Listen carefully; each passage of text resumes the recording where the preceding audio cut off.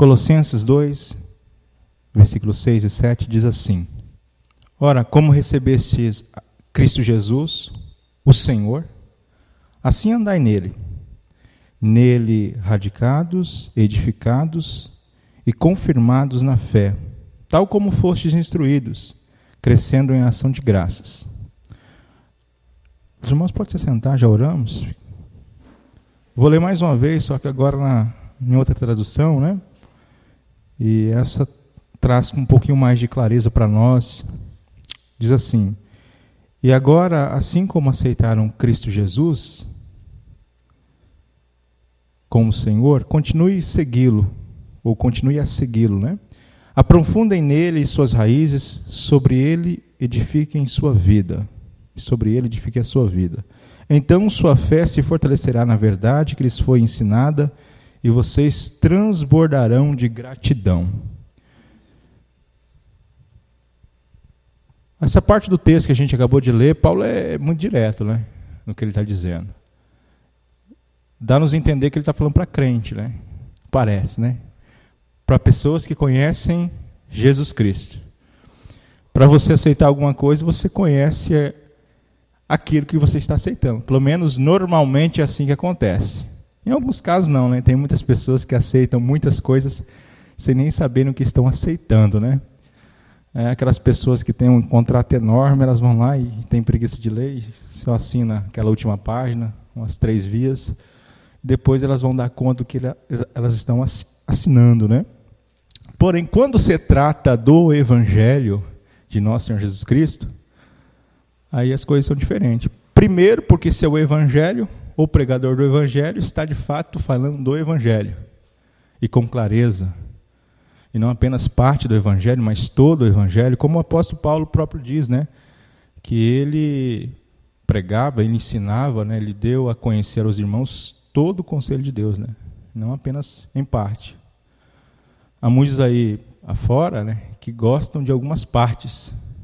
São pessoas que têm a mania de selecionar, dentro daquilo que o Evangelho traz, aquilo que lhes agrada.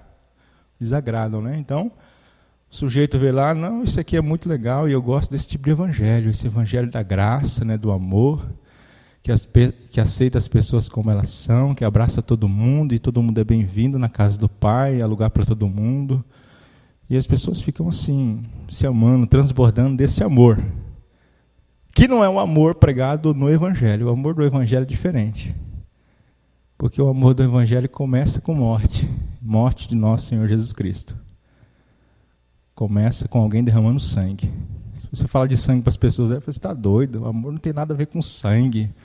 O amor tem a ver com outras coisas, né? Flores e colorações, perfumes. Não, o Evangelho de Jesus Cristo começa com o seu sangue derramado pelos pecadores, ele dando a vida ao Pai em sacrifício, né, para poder nos comprar, nos tirar da situação que a gente estava.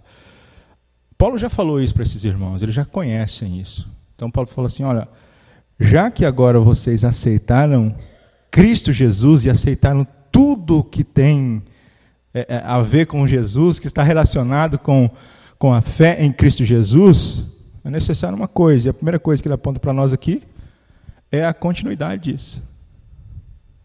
É permanecer caminhando nisso. Porque há muitos que aceitam Jesus. A gente constantemente vê as pessoas aceitando Jesus. Se não na nossa igreja, em algum outro lugar elas estão aceitando Jesus.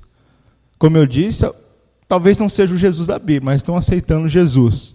Mais uma vez falando, a gente está falando do Jesus da Bíblia, Jesus que a palavra descreve para nós e apresenta para nós, o Evangelho. Paulo está dizendo, olha, uma vez que vocês aceitaram então Jesus, continue a segui-lo, continue de fato caminhando nas suas pegadas, né? Seus passos. E essa é a parte talvez que nos custa um pouco mais, né? Porque até o fato de aceitar Jesus é algo que ele opera em nós e a gente prontamente ali se rende a ele, né?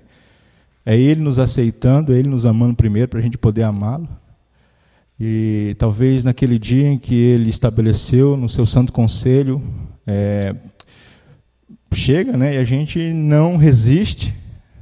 Pela graça irresistível, a gente então se inclina diante dele e diz, sim, eu quero esse Senhor, quero viver para ti, para a tua glória, a minha vida pertence ao Senhor. E a gente, em algum momento, talvez levanta a mão, depende do culto que você foi, recebe uma oração. Tem lugar que não faz, né? Mas tudo bem, né? O mais importante é o crer e a manifestação também pública disso, né? Você professa que a partir de então você é um seguidor de Jesus. Os codinomes, né? Crente, passei a crente, agora eu sou um novo homem, uma nova mulher, enfim, né? A nova mulher. Na verdade, novo homem, né? Isso serve para ambos. A questão, então, que eu volto a dizer, é o fato de você encarar com seriedade isso. Se você entendeu o que foi dito lá do Evangelho, que lhe custaria tudo,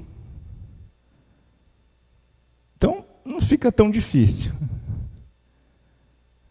O problema é que talvez a gente não entendeu isso lá no começo. Quando falou para nós, rapaz, essa parte eu não li do contrato que eu aceitei Jesus. Eu li que me custaria algumas coisas, que ele daria um jeito aí de resolver as coisas para mim, que o meu casamento ia melhorar, eu ia ter um emprego melhor, eu ia ser uma pessoa mais feliz. Enfim, esse não é o Evangelho, a gente já falou sobre isso, né? Embora isso o Evangelho traga consigo essas bênçãos, né? Mas quando a gente vai para o verdadeiro Evangelho e vê o quanto ele custa, quanto nos custa seguir a Cristo, a gente começa a respirar um pouco, a gente começa a repensar algumas coisas, e a gente começa, talvez até, sei lá, né, o pensamento que vem na nossa mente é, será que vale a pena ainda continuar seguindo a Jesus? Será que o que eu estou, de fato, perdendo compensa o que eu estou ganhando? Eu acho que não vai dizer isso com as suas palavras, né? Mas com as suas atitudes, em algum momento, com as suas escolhas, com as suas prioridades, com nossas prioridades, nossas escolhas, falando para nós, não é só para os irmãos, é para mim, a gente não começa a demonstrar que esse negócio de seguir a Jesus não é tão fácil como parecia ser. Tanto é que Jesus, em um momento, ele conta, né, a respeito disso, né? Ele fala que começaram alguns a querer segui-lo, né? E de repente um diz que tinha um campo, outros que ia casar, outros que tinha que sepultar o pai dele, né? Cuidar do pai. E Jesus vai por um ali, né? Confrontando eles. E mostra com clareza a realidade que é seguir a Jesus. Eu lembro de um apóstolo, um discípulo, né? Apóstolo não, discípulo. Ele começou muito bem seguindo a Jesus. Lembra do Tomé? Aquele momento que Jesus estava lá, saiu de Betânia, né? Porque queriam matá-lo, né? E ele recebe a notícia de que Lázaro havia morrido, né? Estava enfermo, prestes a morrer, morreu, né? Tinha morrido já. E aí ele fala para os seus discípulos, olha, nosso amigo Lázaro dorme, eu vou despertá-lo, né? O adventista fala, é o sono da morte, né? Depois você corta. E aí o Tomé, o famoso Tomé, diz, rapaz, vamos nós também morrer com ele. Tomé, chamado Dídimo, diz, né? Vamos nós também morrer com ele. Olha que coisa bonita. Um discípulo de Jesus, pronto a seguir Jesus, a caminhar com Jesus, a viver e morrer por Jesus.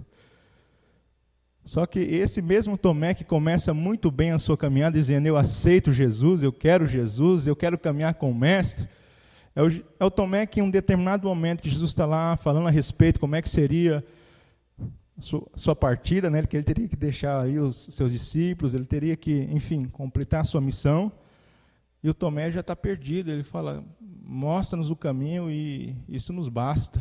O Tomé já perdeu o caminho, perdeu o rumo. E quando Jesus aparece para ele, depois da sua morte, né, quando ele ressurreto, o Tomé, que estava incrédulo, dizendo aos seus amigos, discípulos, olha, eu só vou crer se eu tocar nele. É o Tomé que começa morrendo por Jesus, perdido no caminho, agora descrente a respeito da promessa de Jesus.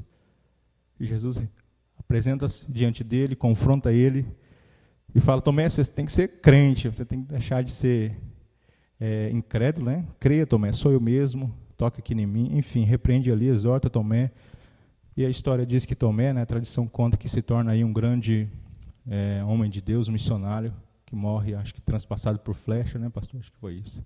A história nos conta isso a respeito dele. Agora, veja que muitas vezes acontece com a gente. Não dessa forma, literalmente, como aconteceu com Tomé, mas espiritualmente. Porque no dia que o coração da gente está em chamas por Deus, queimando, ardendo, e a gente se rende a Jesus, e a gente diz que vai seguir Jesus até o fim, talvez dá 6 meses a gente já está mudando de rota. Jesus está indo para lá e a gente está indo para cá. Os projetos de Deus, os planos de Deus, parece que não é o mesmo que nossa agenda. E a gente não tem coragem de rasgar a folha e dizer, não, isso aqui não mais pertence, sim, o plano de Deus para mim agora. Seguir Jesus é, de fato, olhar para a agenda de Jesus e dizer, Senhor, qual que é a tua vontade para a minha vida a partir de então? E peregrinar nessa vontade, caminhar nisso, nessa direção, sustentado pela graça desse Senhor que eu aceitei, que me aceitou. Portanto, continue a segui-lo, em todo o tempo. Em todo o tempo. A coisa está boa com Jesus, amém. Continue a segui-lo. Mas o dia que estiver muito ruim, continue a segui-lo.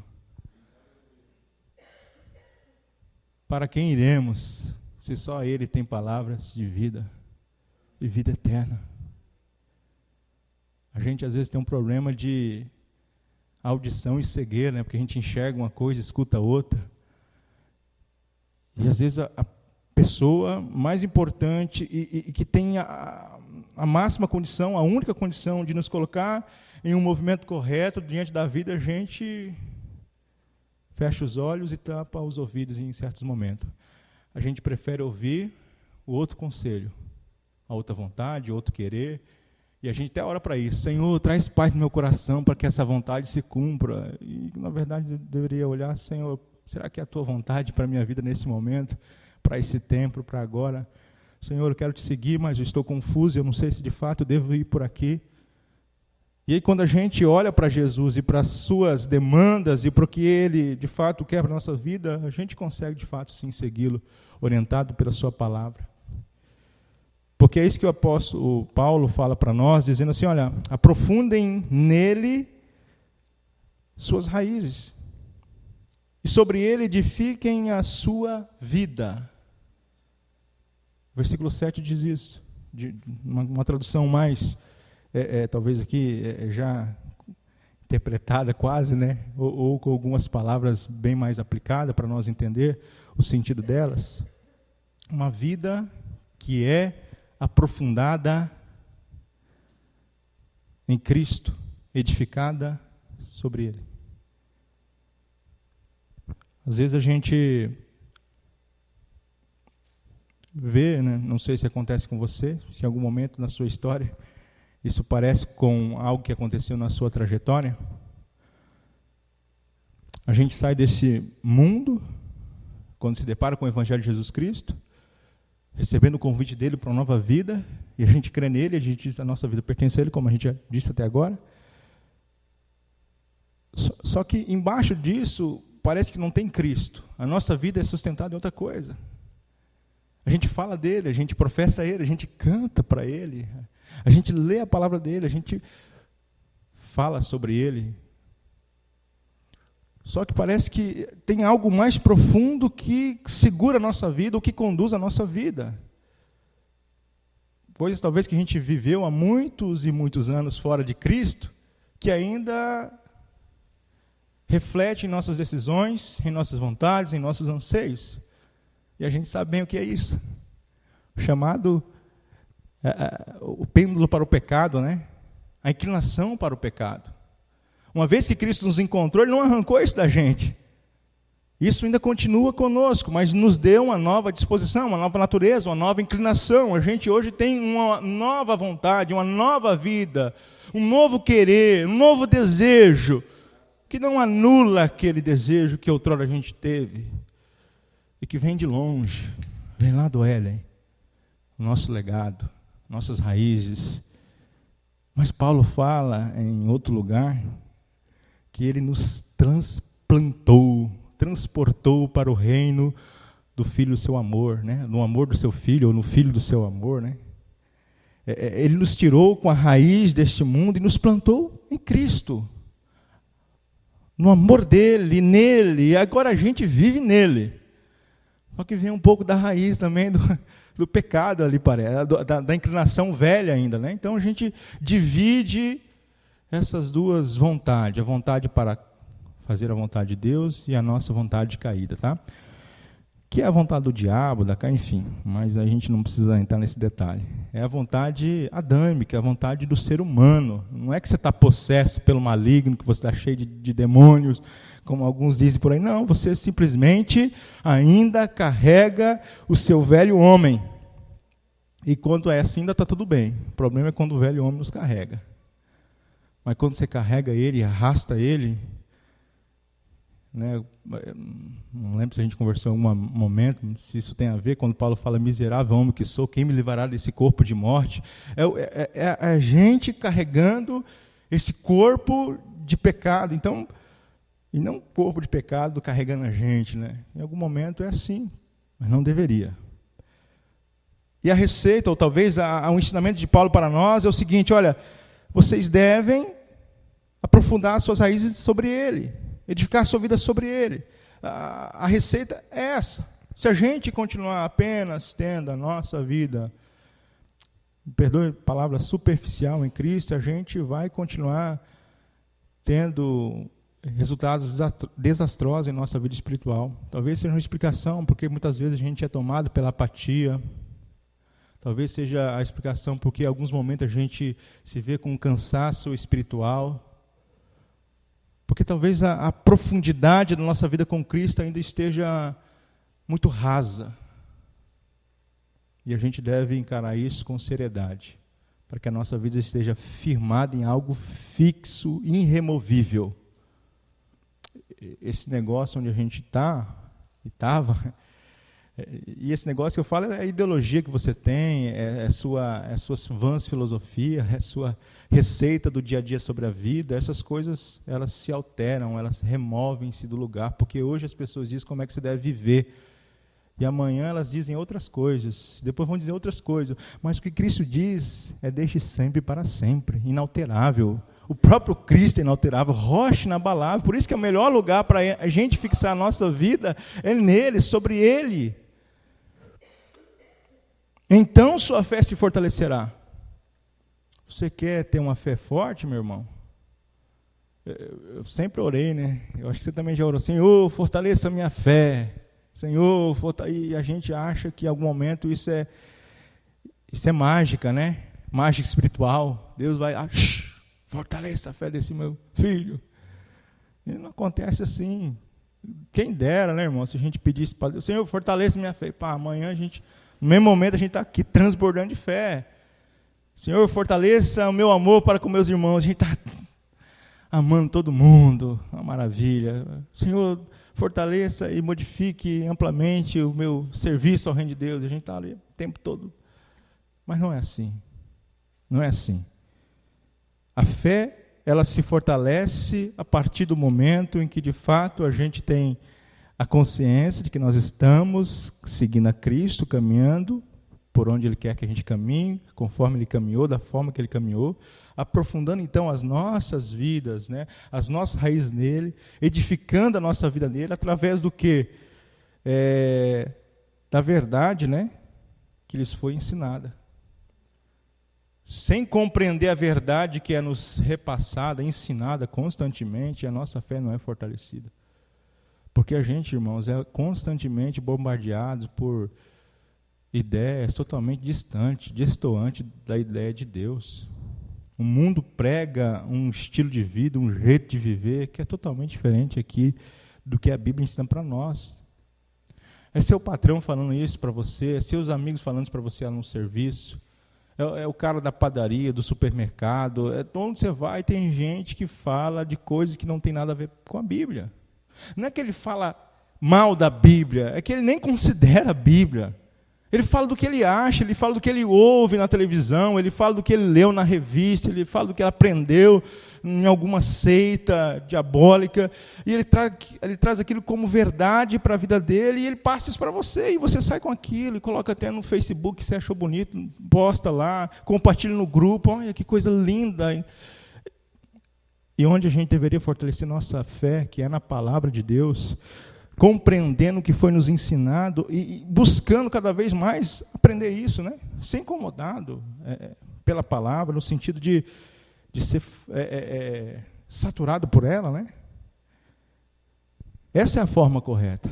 A sua fé se fortalecerá na verdade que lhe foi ensinada. E aí, para mim, aqui é o ápice, né? Porque o texto termina dizendo algo a respeito da gratidão, né? E hoje isso aí virou frase de camisa, né? Gratidão, né? Todo mundo, né? Você manda um orçamento para o cara lá, ele, nossa, gratidão. O que significa? Lógico, eu sei que ele está sendo obrigado, né? Mas a gente sabe que, para o crente, né? Gratidão é outra coisa. Gratidão a Deus, sabe? A consciência a respeito do que Deus está fazendo na nossa vida, na nossa história, do que Ele já fez lá na cruz, o que Ele fez lá na eternidade passada, quando projetou tudo isso, o que a gente tem experimentado. A Bíblia diz que a gente vai transbordar de gratidão. O texto que a gente leu aqui termina dessa forma, né? Na outra versão diz, né? Crescendo em ação de graças. Há um crescimento também disso, porque me parece que a gente é rodeado com pessoas tão ingratas, tão cheias de murmuração, tão achando que merece muitas coisas, elas são totalmente pessoas esquisitas, quando dizem, olha, só isso, é isso que eu mereço, a vida tem isso para mim, é tudo isso, é só isso. O crente não. O crente ele tem consciência do que ele merecia, do que ele recebeu, e do que ele está recebendo ainda, do que ele vai receber. A gente merecia o inferno, só isso. Sem conversa. Nós pecamos. Nós afrontamos a Deus. Nós afrontamos a Deus. A nossa vida, quando a gente nasceu, aquele bebezinho bonito, que a mãe diz, ai, que coisa linda, maravilhosa. Afronta a Deus. O choro de mais um pecador. Um grito de mais um que nasce no pecado. Eu sei que você tem a ideia que não, foi Adão, né? E a gente já sabe da história. Adão, o melhor de nós. Ele demorou tudo aquilo para pecar. A gente talvez bem menos, bem menos. Então ele é nosso representante ali, de certa forma. Foi, né? Porque através dele o pecado passou a nós.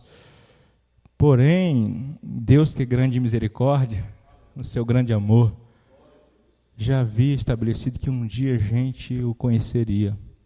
Porque lá na eternidade passada Ele nos conheceu e em amor nos predestinou para sermos filhos amados dEle. Então, esse inferno que eu merecia, o qual estava de fato destinado aí, e se Deus, pela sua misericórdia, não tivesse me pegado pela sua mão forte e poderosa, eu estaria boiando em direção a lá, em direção a este inferno, né? E quando eu era adventista, o inferno até era mais ou menos, né? Porque eu sofreria só por um tempo, e depois seria extinto, né? Aniquilado, mas não, o inferno não tem fim. Jesus conta uma parábola, eu faço essa associação, essa heresia, estou brincando. Que ele fala lá do camarada que não sairá de lá enquanto não pagar o último centavo. No inferno, se eu fosse para lá, que eu não vou, graças a Deus, eu não sairia de lá enquanto não pagasse o último centavo. E eu não tenho condição de pagar nada para Deus. Então eu ficarei lá para sempre, eternamente. Eu e você, tá? Mas Ele nos tirou de lá. Nos resgatou. E agora que você compreende isso, compreende o que o seu Senhor fez, enfrentou aquela cruz maldita, qual era para nós morrermos, né? Ali simboliza, de fato, Aí as pessoas vão dizer, nossa, como grande o amor de Deus naquela cruz. De fato, é grande o amor de Deus, mas antes de mostrar como é grande o amor de Deus por nós, mostra quão miseráveis nós somos. Porque Cristo, cheio de glória e verdade, despiu de toda a sua glória para morrer numa cruz maldita por nós. Por causa de nós. Quão miserável nós somos, a ponto do nosso Senhor eterno, bendito, satisfeito eternamente em todo o tempo, que nunca precisou disso, morre e desce por pecadores miseráveis. Mostra, assim, a nossa miséria e mostra o seu grande amor para conosco, os que Ele, de antemão, decidiu salvar.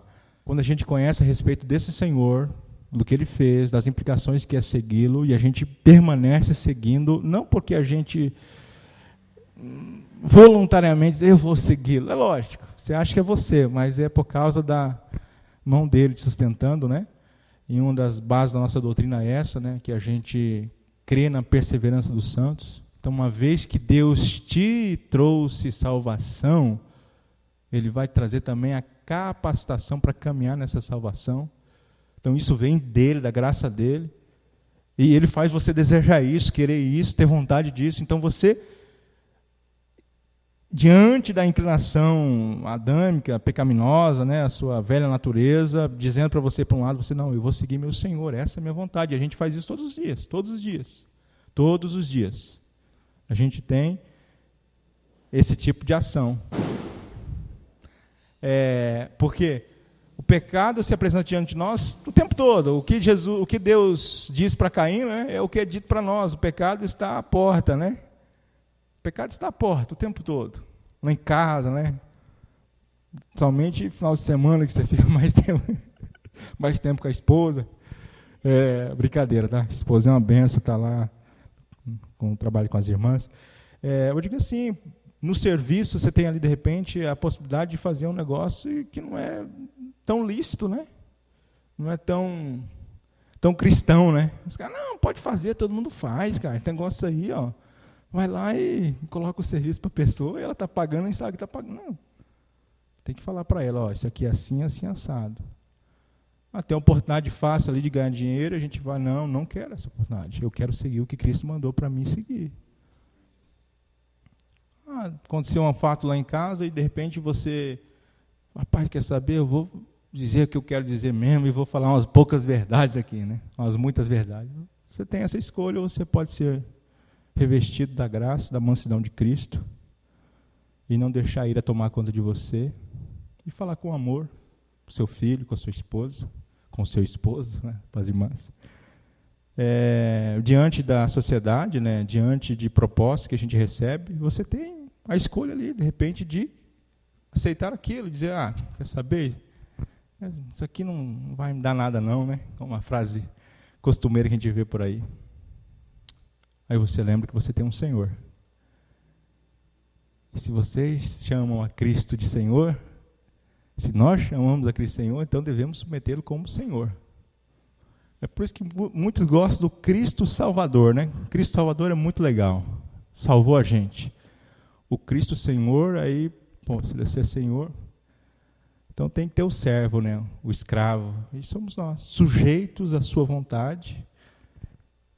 E nessa vontade a gente ora, aí eu vou, depois o pastor conserta. Ora a gente faz isso de uma forma, parece que prazerosa, satisfatória, a gente regozija ali momentaneamente, né? E outros momentos a gente faz isso empurrado. A gente vai e fala, não, eu vou fazer porque é a vontade de Deus. Mas também há regozijo nisso depois que você faz. Você sente prazer.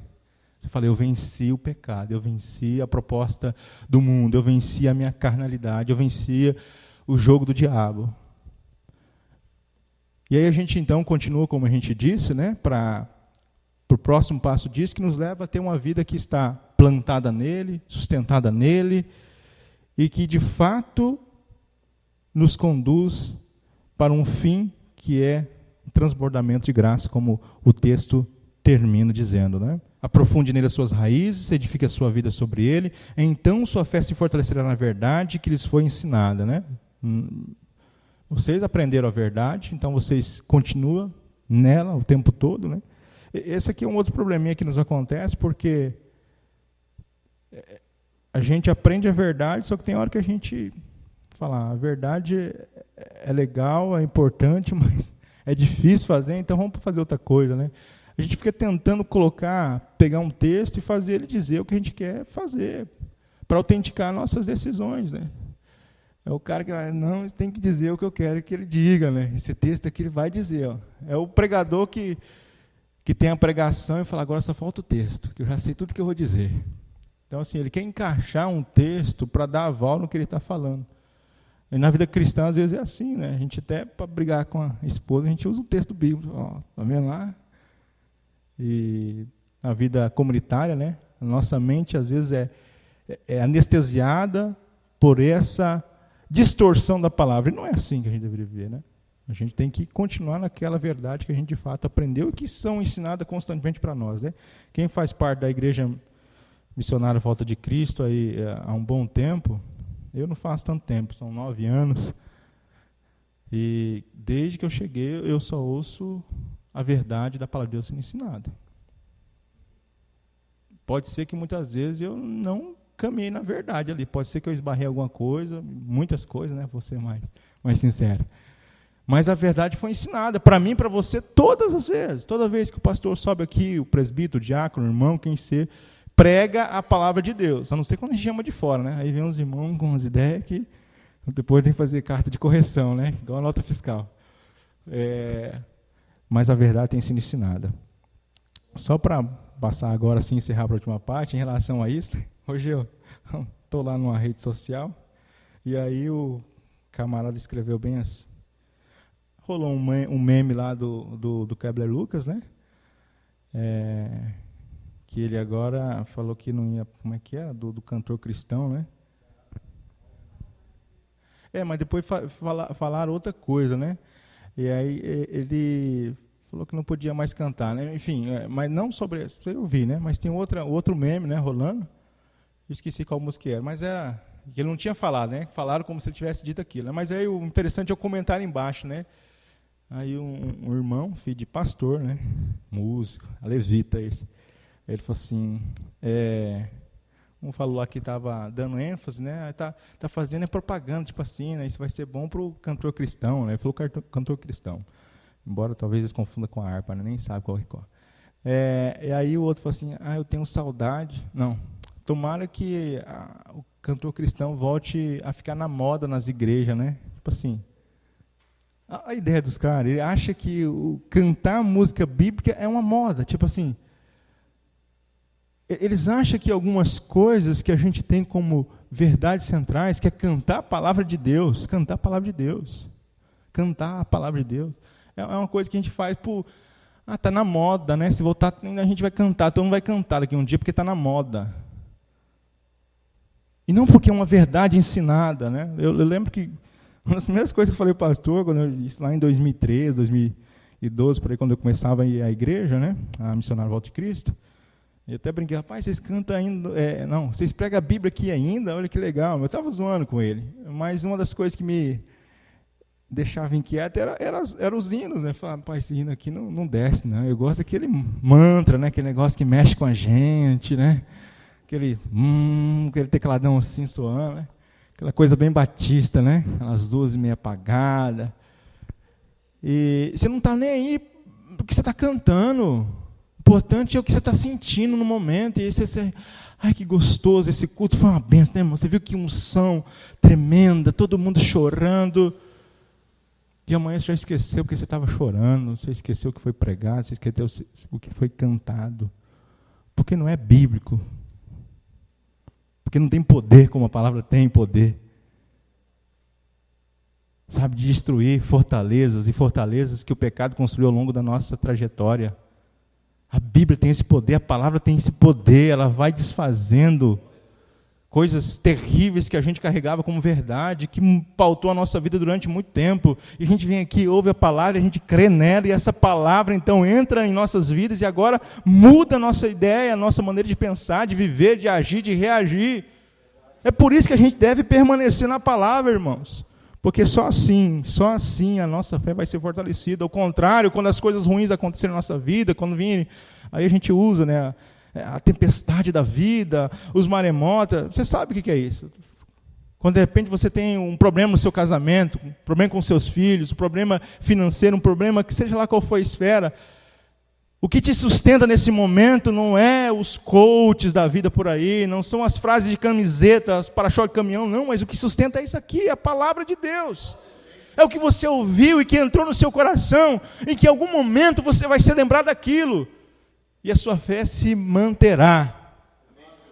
É aquele momento que você tem a vontade de jogar tudo para o alto, dizer, quer saber, não quer saber de nada, e de repente vem a palavra de Deus e relembra da nossa confissão de fé, relembra do que nós cremos um dia, relembra da voz de Jesus que soou em nosso coração e de quão maravilhoso Ele nos tirou de onde a gente estava. Então a gente diz, quer saber, eu não moverei os pés daqui. E a gente faz então como aquele povo diz, Senhor, se o Senhor não for com a gente, não nos faça subir daqui. Se o Senhor não vai, irmãos, não tem necessidade de a gente ir. Se Ele não vai com a gente, para que a gente vai? A palavra mantém a nossa fé firme e fortalecida. E aí sim você transborda de gratidão. Você vive, sabe? Como é que está, irmão? Rapaz, estou passando por isso, mas graças a Deus, sabe? Está uma bênção. Porque eu tenho Cristo comigo, eu tenho a graça de Deus. Eu tenho irmãos que estão me ajudando, eu tenho uma família espiritual que está me apoiando. Quando as coisas ruins acontecem com a gente, quando esses momentos nos pegam de súbito, a gente mesmo assim se mantém transbordando de gratidão, porque a gente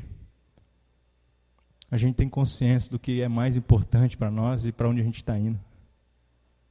Mas não importa o que foi tirado da gente, o que a gente perdeu, importa a certeza que a gente carrega em nosso coração e a certeza de que Ele estará conosco todos os dias até a consumação dos séculos.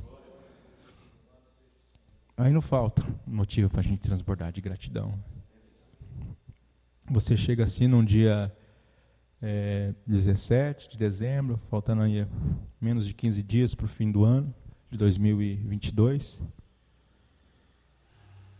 Aí você não fica com aquela tristeza eterna, né, ou contínua de que vida cruel, que ano decepcionante, eu não consegui fazer isso, aquilo. O convite para você é o seguinte: olha para o que Cristo fez na sua vida e tem feito e vai continuar fazendo. Onde é que está de fato a sua rocha na balada? É Ele, a palavra dele, é o que Ele diz, é quem Ele é, então pronto. Não importa o que seu parente vai dizer para você, viu, eu falei para você ia quebrar a cara, falei que esse negócio não ia dar certo. Não importa, de repente, se frustrou lá no seu negócio que você tentou empreender esse ano, porque essa coisa modifica, isso aí é removível, isso aí se altera. Acaba o mês, começa um outro. Acaba o ano, começa um novo ano. E se acabou um negócio, você tem a chance de reconstruir outro, e talvez bem melhor. E falando de uma coisa que é superficial, que é sucesso na vida, né, que as pessoas gostam de falar por aí, os maiores homens de sucesso aí financeiramente falando, né, são aqueles que tiveram as suas vidas frustradas por projetos que não conseguiram concretizar momentaneamente. E aí tiveram que sair dali e recomeçar e estouraram na vida, né, de forma extraordinária. Mas isso é secundário. O que é o essencial é Cristo e a sua graça que nos envolve, o seu amor. Por isso, eu peço aos irmãos que continuem orando por nós. Nós, homens, embaixadores de Cristo, aqui dessa igreja, homens que buscam a Deus a cada dia para, de fato, caminhar na sua vontade, né? Eu sei que nenhum de vocês aqui, tanto homens como mulheres, ficam felizes quando, de repente, você olha para uma atitude que você tomou e você sabe que não foi a melhor, não foi do agrado de Deus, e foi a que você achou que você deveria tomar naquele momento. Você fica feliz pelo fato de ter rejeitado o conselho de Deus. Mas é sempre tempo, enquanto Ele nos concede, né, a sua graça, de a gente reverter essa situação e caminhar na direção dEle. Segui-lo de forma fiel e contínua, né? Com os joelhos fortalecidos, né, que o Marquinho leu, né? Sabendo que no Senhor nosso trabalho não é vão, sabendo a recompensa que Ele tem para cada um de nós. Amém, irmãos?